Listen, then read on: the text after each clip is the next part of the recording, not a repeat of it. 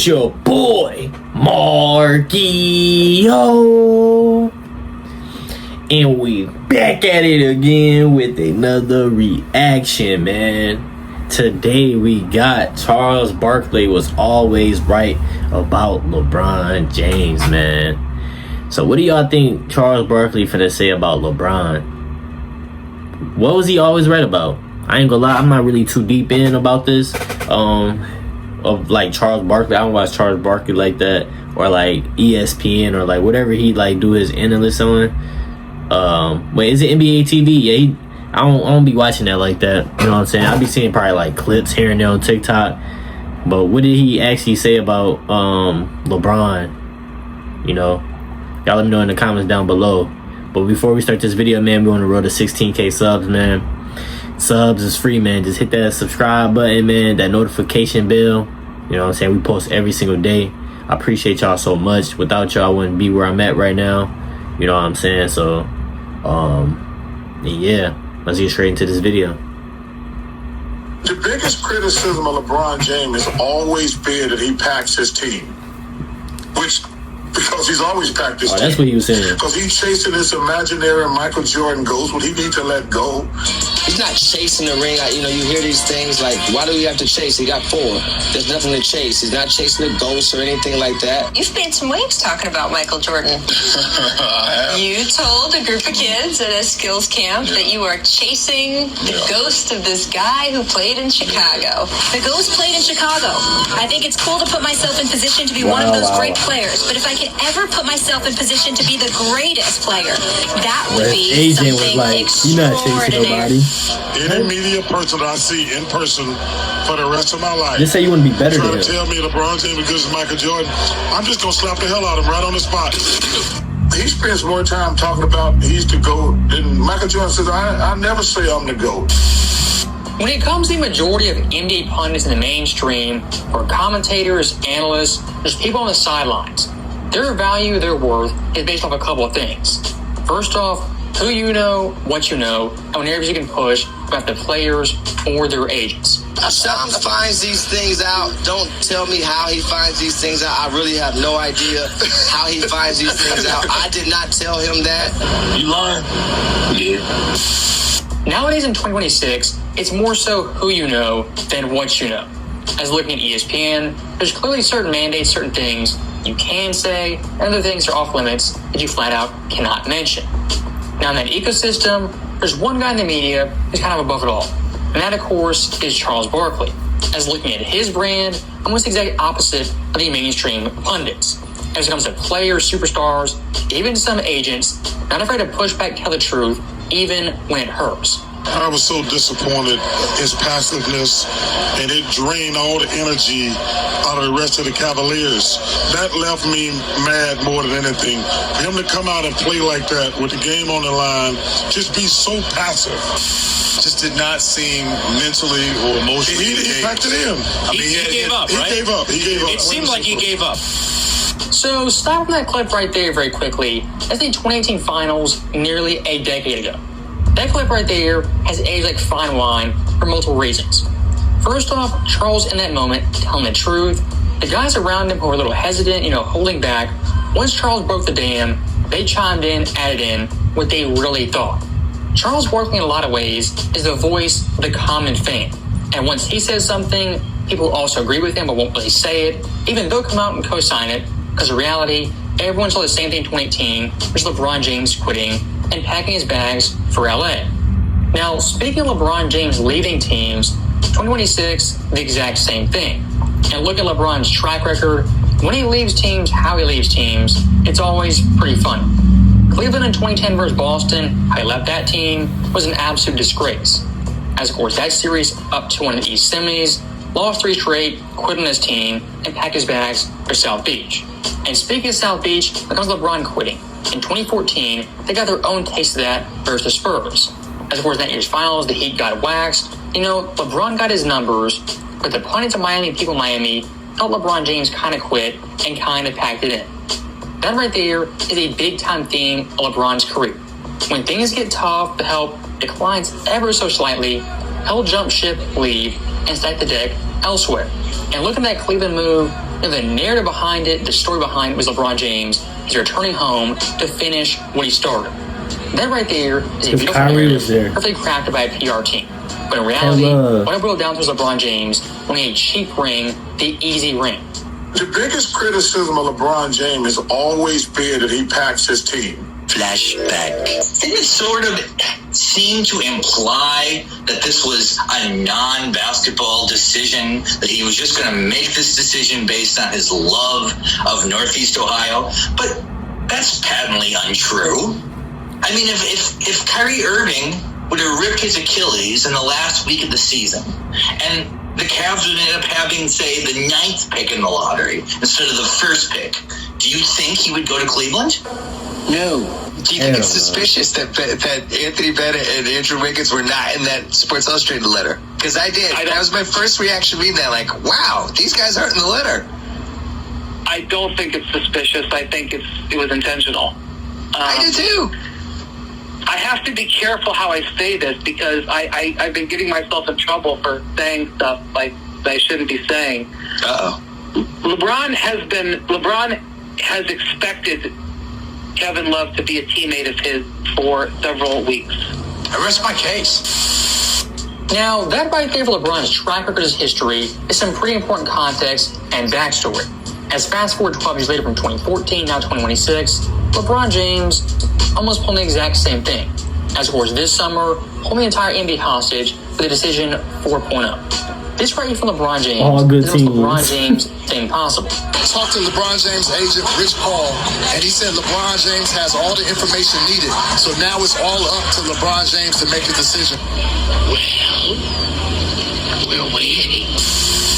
For being honest, looking at LeBron James, he's known since Game 4 versus Oklahoma City, where he's going this summer. This entire will I, won't I game is all PR nonsense to get attention. LeBron and his camp, they crave that more than anything. Positive, negative, does not matter. Attention is all they want.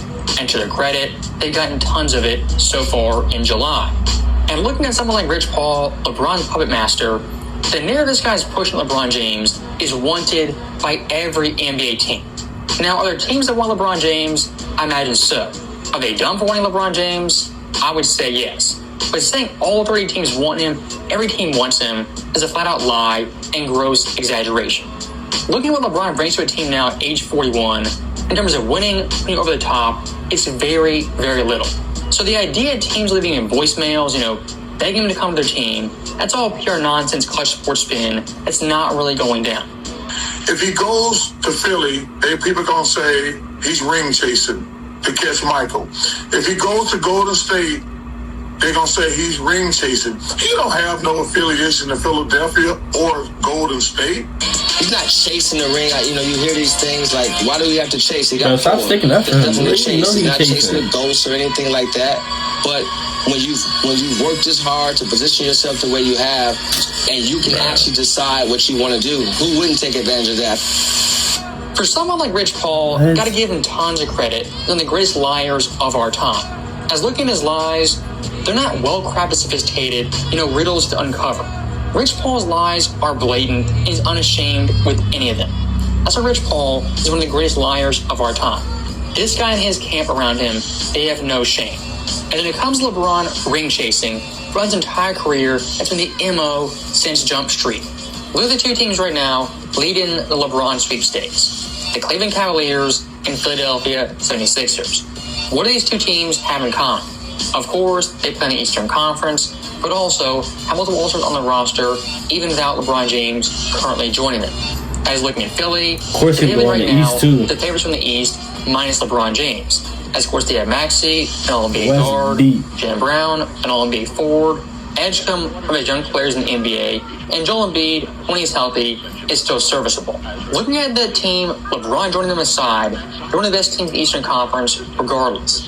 If LeBron joins that team, that stacked roster, there's no doubt a ring chase and desperate attempt at championship number 5. Now look at Cleveland coming home part 2 for his third stint. For Cavaliers fans, do you guys have any respect for yourselves? This guy leaves you, joins you, comes back, only when you have talent, multiple All-Stars on your roster. As looking at this team, just like Philly, a blatant ring chase and a cheap attempt at ring number 2 in Cleveland. As right now they have Mitchell, an All-NBA guard, James Harden, All-Star guard, Mobley, one of the best defenders in the league, and Jared Allen, also an elite rim protector. This Cavs team, even last year, was the best teams in the Eastern Conference. And of course, 2 years ago, when he's staggering 64 games. For a lot of LeBron fans right now, there's a big-time contradiction. As he joins Philadelphia or Cleveland, we're going to say repeatedly that those teams aren't super teams, and LeBron's not ring chasing. But simultaneously to them, LeBron James, still a top 20 player, an elite NBA player. If you actually believe that LeBron's that great, that good, even at age 41, if he joins those teams, it's undoubtedly a ring chase, and those teams are in fact super teams. He's not chasing the ring. You hear these things like, why do we have to chase? He got 4. There's nothing to chase. He's not chasing the ghosts or anything like that. It's not a lie if you believe it. A lot of times for the LeBron James fan base, when they deny something so adamantly, say he's not ring chasing, not chasing ghosts, it's kind of an admission deep down. They know in fact he is ring chasing and chasing the ghost that is Michael Jordan. As of course LeBron's own words post 2016, this guy said out in the open he's chasing the ghost that is Michael Jordan. Now, fast forward a decade, LeBron James hasn't caught Jordan, hasn't caught that ghost, so what does camp now revert to? He's not chasing anything. That ghost doesn't exist. LeBron never said that. For LeBron's camp right here, they made a crucial mistake. After the 2016 finals, they made it abundantly clear Michael Jordan, he was the bar, the person they were chasing, the quote-unquote ghost. When you make that declarative statement, I'm going after Jordan, and you don't get there, you gotta admit, he was kind of a failure. Because he's chasing this imaginary Michael Jordan ghost. What he need to let go. He spends more time talking about he's the GOAT than Michael Jordan says, I never say I'm the GOAT. So that right there is in the video, and I'll say one last thing. The entire Decision 4.0, LeBron taking also to pick his team, comes down to one thing and one thing only. Getting attention and making things about me. LeBron in this scenario has maybe 2 or 3 teams that actually want him, and maybe one team that wants him desperately. What this comes down to LeBron James is an ego play and wanting to feel valued. If you think every NBA team wants LeBron James, you're kidding yourself. If you think half the teams want LeBron James, you're also pretty high. If you think 10 teams wanted him, I'd say you're exaggerating. The entire LeBron sweepstakes were at most 3 to 4 teams. It wasn't 8, 10, 20, the entire league.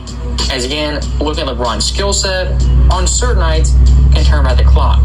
For majority nights, the turnstile, plays no off-ball defense, and the outside shot is completely unreliable.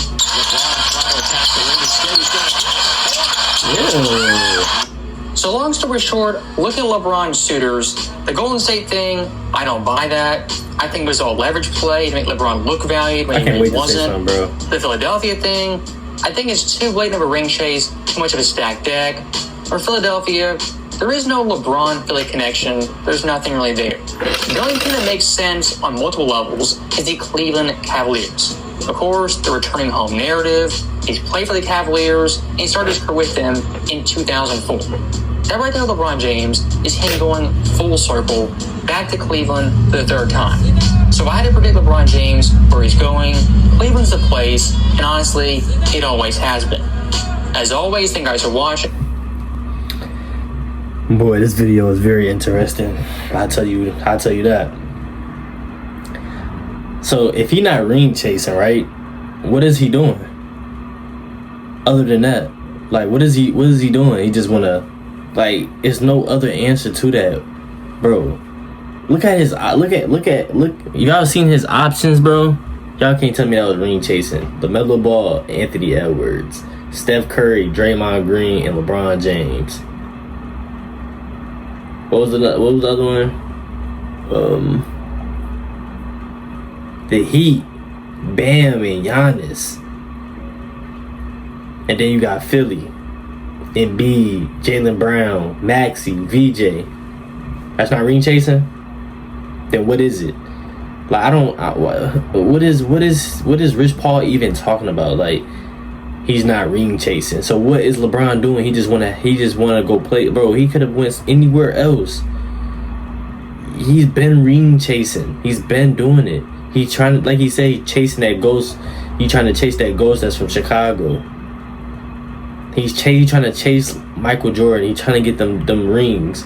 And please, bro, if you're a LeBron fan, bro, if he win a championship this year, please don't.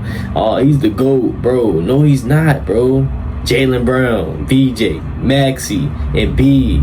He better win, but he's still not the GOAT. It's just adding a championship on his resume. You know what I'm saying? But y'all let me know down in the comments down below, how do y'all feel about all that, man? Beat the comments up, man. I think Charles Barkley was correct, man. He's really trying to chase the GOAT, Michael Jordan, and it's already done, man. You got about like 3 more years, and you about done. You already on Philly. You already messed it up, man. You already messed up. You've been messed up for yourself. But y'all let me know down below in the comments how y'all feel about all this, man. I love y'all, man. I appreciate y'all so much, and I'm gonna see y'all in the next video. Your boy Markio is out.